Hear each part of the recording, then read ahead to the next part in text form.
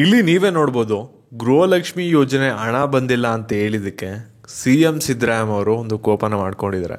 Actually ಅವ್ರು ಏನು reply ಕೊಟ್ಟರು, ಹಣ ಏನಕ್ಕೆ ಬಂದಿಲ್ಲ, 4ನೇ ಕಂತಿನ ಹಣ ಆಗಿರ್ಬೋದು ಅಥವಾ ಬೇರೆಯವ್ರಿಗೆ ಏನು 2ನೇ ಕಂತು 3ನೇ ಕಂತು ಆಗಿರ್ಬೋದು, ಅದ್ರ ಬಗ್ಗೆ CM ಸಿದ್ದರಾಮಯ್ಯ ಅವರು ಕೇಳಿದಾಗ ಅವ್ರು ಏನು ಅಪ್ಡೇಟ್ನ ಕೊಟ್ಟಿದ್ದಾರೆ, ಏನು ಹೇಳಿಕೆಯನ್ನು ಕೊಟ್ಟರು ಈ ಒಂದು ವಿಡಿಯೋದಲ್ಲಿ, ಅದ್ರ ಬಗ್ಗೆ ನಿಮಗೆ ಈ ಒಂದು ವಿಡಿಯೋದಲ್ಲಿ ಕ್ಲಿಯರಾಗಿ ತಿಳಿಸ್ಕೊಡ್ತೀನಿ. ವಿಡಿಯೋನ ಕಂಪ್ಲೀಟಾಗಿ ನೋಡಿ. ನಿಮಗೆ ಗೃಹಲಕ್ಷ್ಮಿ ಯೋಜನೆ ಹಣ ಬಂದಿಲ್ಲ ಅಂದರೆ ಅದಕ್ಕಿಂತ ಮುಂಚೆ ಯಾರು ಚಾನಲ್ ಸಬ್ಸ್ಕ್ರೈಬ್ ಮಾಡ್ಕೊಂಡಿಲ್ಲ ಅಂದರೆ ಸಬ್ಸ್ಕ್ರೈಬ್ ಮಾಡ್ಕೊಳ್ಳಿ. ಹಾಗೆ ಪ್ರತಿಯೊಬ್ಬರು ಕೂಡ ವಿಡಿಯೋಗೊಂದು ಲೈಕ್ ಕೊಟ್ಬಿಟ್ಟಾನೆ. ವಿಡಿಯೋ ನೋಡೋಕ್ಕೆ ಸ್ಟಾರ್ಟ್ ಮಾಡಿ.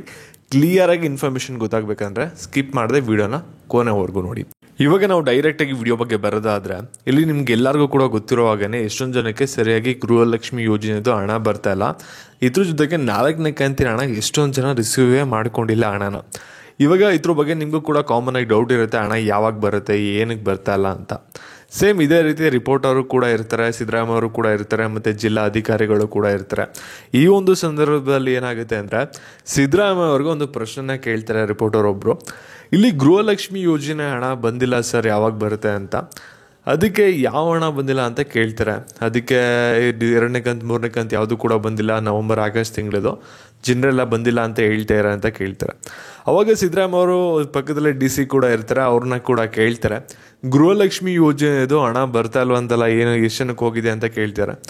ಅದಕ್ಕೆ ಅವ್ರು ಸರ್ ಹಂತವಾಗಿ ಹೋಗ್ತಿದೆ ಎಲ್ಲರಿಗೂ ಅಂತ ಕೇಳ್ತಾರೆ. ಅದು ಕೂಡ ಸಿದ್ದರಾಮಯ್ಯ ಅವರು ಒಂದು ರಿಪ್ಲೈ ಕೊಡೋದೇನಪ್ಪ ಅಂದರೆ, ಹಂತಗೆಲ್ಲ ಕಣ್ರಿ ಎಷ್ಟು ಜನಕ್ಕೆ ಹೋಗಿದೆ ಅದು ನಂಬರ್ಸ್ ಹೇಳಿ ಅಂತ ಕೇಳ್ತಾರೆ.